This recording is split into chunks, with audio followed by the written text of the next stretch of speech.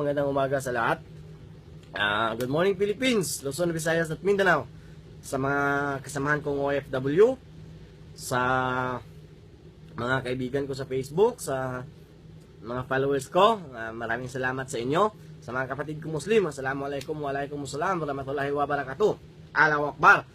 And sa lahat ng mga kadutertards, sa mga idioterte, tayo yun, tinatawag at binansagan nila tayong Dutertards at Duterte.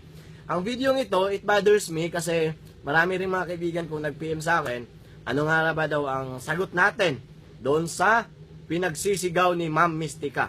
Ma'am Mystica, para sa'yo ito. Alam ko hindi ako kilalang tao na tulad ninyo. I am just an ordinary person, an ordinary Filipino. Isang hamak na OFW, isang maglulupa lamang po ako. Pero ma'am, bilang isang Pilipino at supporter ni Mayor Duterte, let me answer sa pinagsisigawan ninyo, ma'am.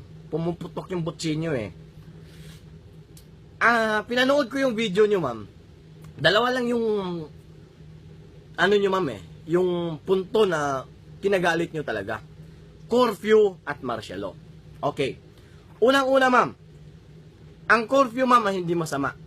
Yan ay para sa kaligtasan sa lahat ng mamamayan. Yun po. Sa Davao, may curfew doon, liquor ban. Pagdating ng alauna, hindi na pwedeng magbenta ng inumin. Alauna ng madaling araw. Pero, kahit maglakad ka ng alas 2, alas 3, alas 4, walang gagalaw sa'yo. Hindi sinasabi doon na, na bawal na maglakad ng lampas sa alauna, alas 2, alas 3. Pag ikaw ay nasa legal age. Ang curfew doon ay para sa minors, yung mga kabataan. Kasi nga, dahil dyan sa mga gang war na yan, dahil sa mga rugby boy na yan, at wala pong brinatatat, ma'am. Wala pong brinatatatat, ang sabi ninyo. Wala po. Merong nilatigo. Kasi nga, galit si Mayor Duterte doon sa mga kabataan na nanamantala dahil nga doon sa batas ni Pangilinan na 15 years old, ano ba yun? 18 years old, ay hindi 18 years old below, ay hindi makukulong. Galit si Mayor doon kasi nga yung mga 15 years old, 16 years old, 17 years old,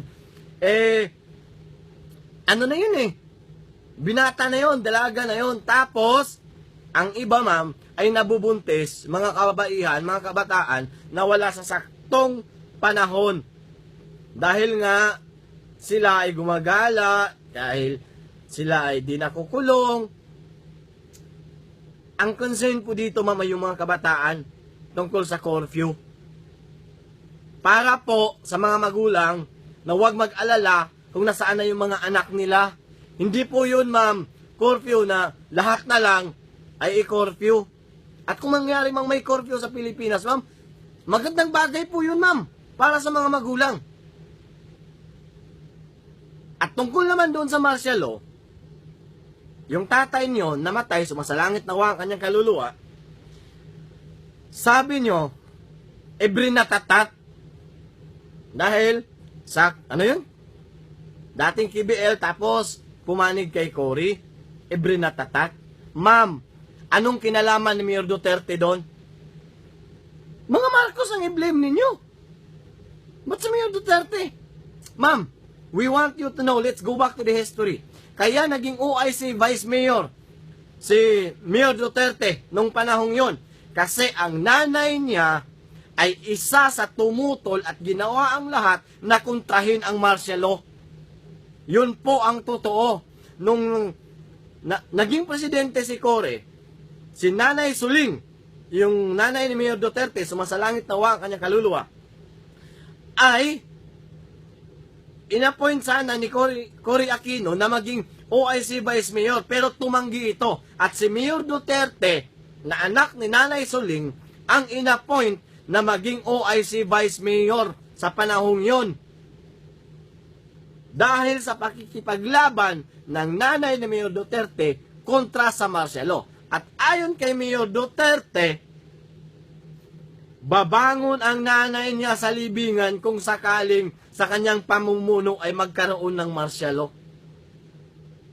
Kailanman ay hindi naging diktador si Mayor Duterte sa Davao. And I am the witness of that. Isa ako sa mga magpapatunay niyan.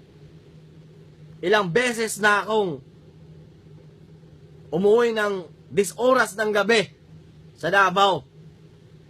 Wala pong nangyaring curfew doon. Tsaka, alam nyo ma'am, lahat ng pinagsisigaw ninyo ay naaayon sa pangalan ninyo. Mystic ka.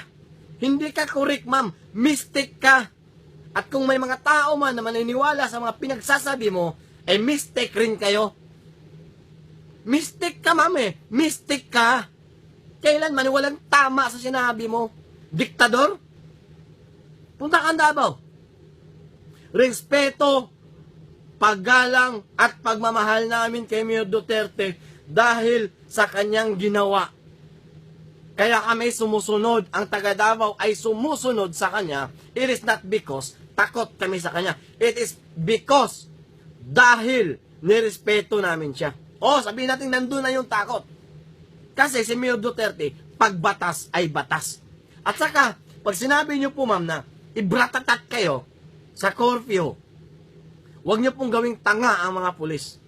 Huwag niyo pong agawin sa kanila ang kanilang utak. Ma'am, kung may mapagsamantalaman, ma'am, hindi yun si Mayor Duterte. Kung ano man ang nangyari sa tatay nyo, sorry for that. But Mayor Duterte is not accountable for that. Blame the Marcoses. Why will you blame Mayor Duterte? Ha? Mystic ka, ma'am eh. Mystic ka. Yung bratatat mo na nangyari noon sa martial law, ba't mo ipapahid kay Mayor Duterte? At ano ba kinakatakot mo, ma'am? Ano ba ang kinakatakot mo kung ikaw ay sumusunod sa batas? Kung tayong Pilipino ay sumusunod sa batas, wala tayong magiging problema. Gaya ng Singapore. Dito sa Saudi Arabia. Pag sumunod ka sa batas, wala namang problema eh. Ang babaw po ng dahilan nyo, ma'am. Ang babaw ng dahilan ninyo. Di porkit, may curfew, di porkit, maliit kayo, ibratatat ka na. My God! Utak, ma'am, utak. Huwag bibig. Mystic ka eh. Mystic ka. Yun po, maraming salamat. Bago ako magiging mystic, hanggang dito na lang po ang video ko. Maraming salamat sa mga ka-Dutertage, mga Duterte na tulad ko. Ipaglalaban natin ang tama dahil ang tama ay magdadala sa atin sa tunay na pagbabago. Maraming salamat po. Huwag tayong maging mistake kagaya ni Mystic ka.